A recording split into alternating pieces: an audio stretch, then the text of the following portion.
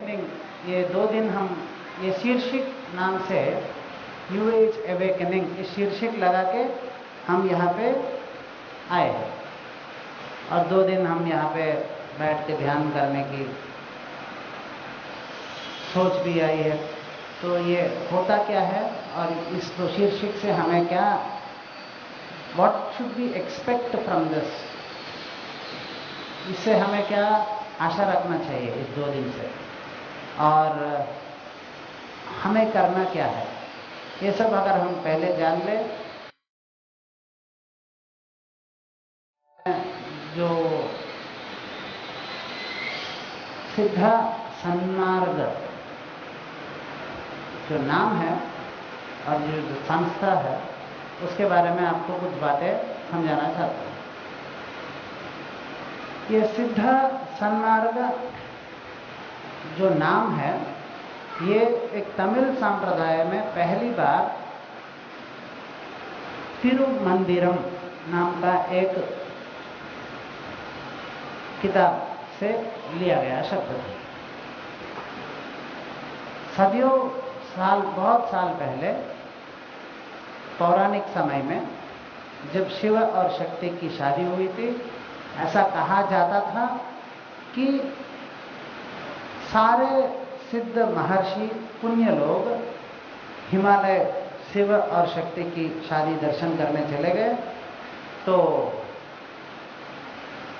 सारे पुण्य वहाँ पे चले गए, तो यहाँ पे जो इंसान हैं उन लोगों को जो ये सिद्धा जहाँ पे रहते हैं या आज ये ऋषि महर्षि या ज्ञानी जो अध्यात्म के रास्ते में जो चलते हैं, उस हिसाब से हमारे यहाँ कहा जाता है कि अगर एक सिद्ध अगर एक जगह पे बैठ के अपनी ध्यान अपनी कुटिया में बैठ के भी करे तो आजू बाजू एक संतुलित स्थिति पैदा होती है, एक नेचुरल इक्विलिब्रियम पैदा होती है, ऐसा बोलते हैं।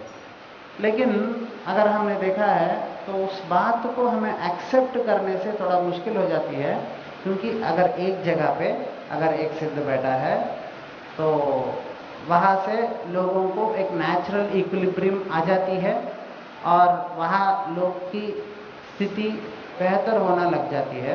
अगर आप ऐसा देखा है तो उसको एक्सेप्ट करना मुश्किल हो जाता है। मैं आपको इस बात सिद्ध सन्मार्ग समझाते हुए, जब पौराणिक समय में सारे सिद्ध महर्षि हिमालय चले गए तो साउथ में जो नॉर्मल इंसानों की जिंदगी इनबैलेंस या अस्त व्यस्त होना शुरू हो गया था, तो उसको स्थिरता पे लेके आने के लिए कुछ पुण्य या कुछ महर्षि लोगों की उपस्थिति जरूरत थी। तो परात्पर शिव स्वरूप ने खुद स्वयं अगस्त्य महामुनि को साउथ में भेजा है, ऐसा हमें पुराण में सुनने को मिलता है। लेकिन ये यहाँ तक सिद्ध सन्मार्ग क्या है वो समझाने के लिए, और ये सिद्ध सन्मार्ग ये जो संस्था है इस नाम और इस परंपरा जन्मी कहाँ है उसकी समझाता उसकी एक्सप्लेनेशन करते हुए मैंने आपको ये बात कहना शुरू किया। लेकिन बीच में जब पुराण में ये बात आई है कि परात्पर शिव ने जब सारे सिद्धा हिमालय चले गए तो साउथ में बैलेंस के लिए एक आदमी अगस्त्य महागुरु को भेजा है बोल के, तो ये क्या इसमें सच्चाई क्या है और इसमें साइंटिफिक इसमें हमें अंडरस्टैंडिंग आना चाहिए।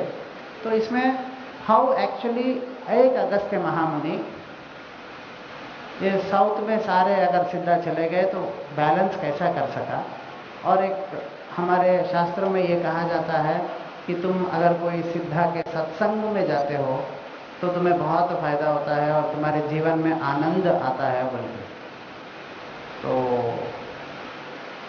फर्स्ट में आपको ये समझाते हैं, बीच में डिस्ट्रैक्शन है, ये आपको मैं ये भी समझाना चाहता हूँ कि what is the scientificness behind it.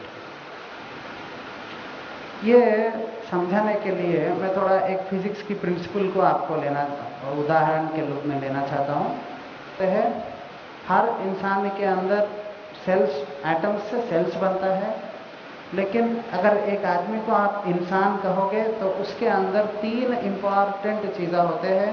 एक तो शरीर, दूसरा तो मन या माइंड बोलो, या तीसरा होता है आत्मा। इसी माइंड का फिर सबसेक्शन होता है सबकॉन्शियस माइंड और कॉन्शियस माइंड।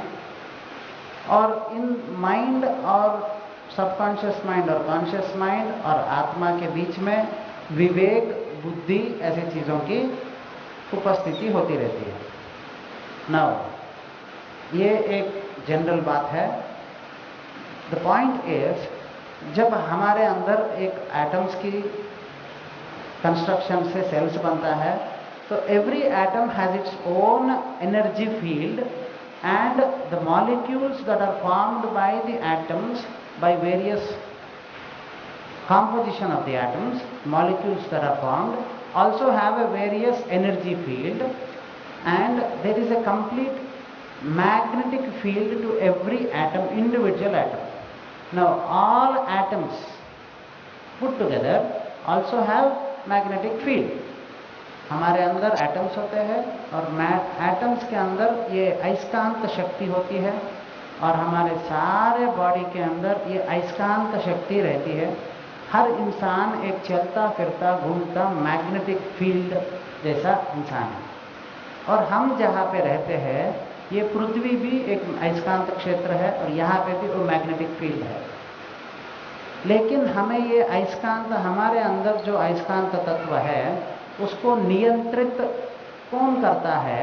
अगर हमने देखा तो हमारी स्थूल शरीर नहीं, हमारी मन, जो चेतनता, एटम्स के अंदर जो इलेक्ट्रॉन अपनी ऑर्बिट में घूमती है, तो ऑर्बिट में ही कैसा घूमती है? There must be something which should make the things exist as they are.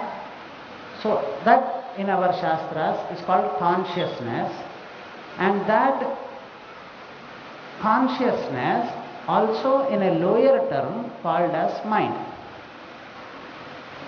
So हमारी अंदर जो चलने की जो स्थिति है वही को मन कहते हैं। लेकिन इस मन को हमारी आध्यात्मिक शास्त्र में चिति शक्ति या इंग्लिश में कॉन्शियसनेस भी कहा गया है। तो हमारी कॉन्शियसनेस इस मैग्नेटिक फील्ड को कंट्रोल करती है। अगर ये बात हमें समझ में आई तो हमें फिजिक्स के एक छोटा सा सिस्टम को हमें समझना चाहिए। A freely suspended magnet alone aligns to the north and south of the existing magnet on which it is suspended. So हम एक यूनिवर्स जो है, अर्थ एक मैग्नेट है और यूनिवर्स जो है वो भी एक मैग्नेटिक फील्ड है। हमारी माइंड ओनली 10 to 15% इस पूरे यूनिवर्स से अलाइंड हो जाती है, और बाकी सब थोड़े एटम्स अलाइन होते हैं, और बाकी हमारे माइंड जो डिस्टॉर्शन में चले जाती है, उससे हमारे जो सिस्टम है वो एक magnetic alignment to the entire universe में नहीं आता है। तो ये पूरी आध्यात्म इज एक्चुअली बेस्ड ऑन पुण्य एंड पापा देसे। अगर आप आध्यात्म कोई भी आध्यात्म साधना आप करते हो तो भगवान को पूजा करते हैं कुछ लोग ध्यान करते हैं, कुछ लोग दान करते हैं, कुछ लोग अलग अलग कामें करते हैं। लेकिन आपको एक बात समझ में आनी चाहिए, जो भगवान को पूजा करता है, जो ध्यान करता है, जो दान करता है, वो सब एक पुण्य सोच के करता है ना।